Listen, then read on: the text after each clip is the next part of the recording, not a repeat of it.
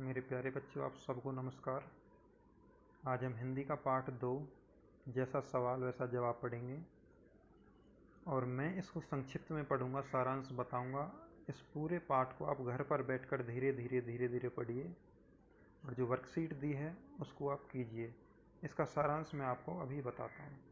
बेटा, इसमें है क्या, एक बादशाह अकबर होता है और उसका एक मंत्री होता है बीरबल। और बीरबल जो होता है बहुत बुद्धिमान होता है, इसलिए अकबर को वो बहुत पसंद होता है।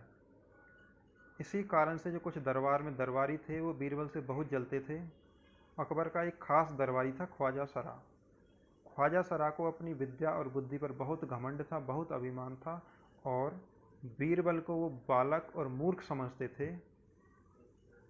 तो ख्वाजा साहब ने क्या किया कि एक दिन बीरबल को मूर्ख साबित करने के लिए कुछ प्रश्नों का जुगाड़ किया, कुछ प्रश्न खोजे और बादशाह को कहा कि बीरबल अपने आप को बहुत बुद्धिमान समझता है और आप भी उसको बड़ा बुद्धिमान बताते हैं, क्यों ना मैं उससे कुछ प्रश्न पूछकर उसके ज्ञान की गहराई नाप लूं।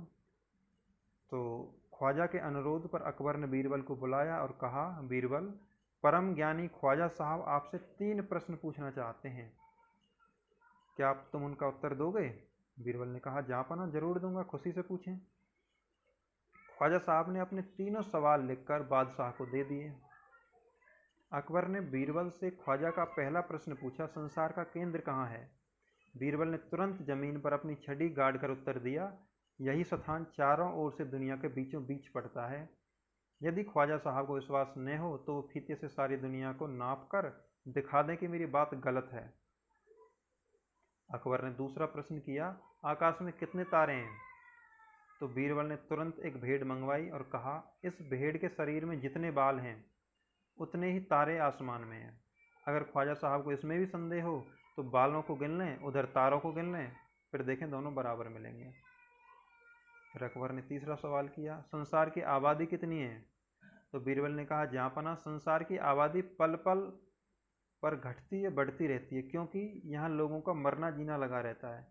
बेटा, ऐसा होता भी ऐसा ही है, कोई किसी की मृत्यु हो रही होती है, कोई जन्म लेता है, तो आबादी बिल्कुल फिक्स तो है नहीं, घटती बढ़ती रहती है।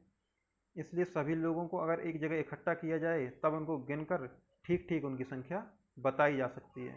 बादशाह तो बीरबल के उत्तरों से संतुष्ट हो गया, लेकिन ख्वाजा साहब नाक भौं सिकोड़ कर बोले, ऐसे गोलमोल जवाबों से काम नहीं चलेगा जनाब। बीरबल बोले, ऐसे सवालों का तो ऐसे ही जवाब होता है, पहले मेरे जवाबों को गलत बताओ तब मेरे से आके बात करो। ख्वाजा साहब से फिर कुछ नहीं बना बोलने के लिए, क्योंकि ख्वाजा साहब ने सवाल ही टेढ़े किए थे तो बीरबल ने टेढ़े ही उनके उत्तर दे दिए। तो बेटा, आप सबको ये कहानी समझ आ गई होगी और आप घर पर बैठकर इस पूरे पाठ को धीरे धीरे समझिए, पढ़िए और जो मैं वर्कशीट दे रहा हूँ आप उस वर्कशीट को बैठकर करिए। बाय बच्चों।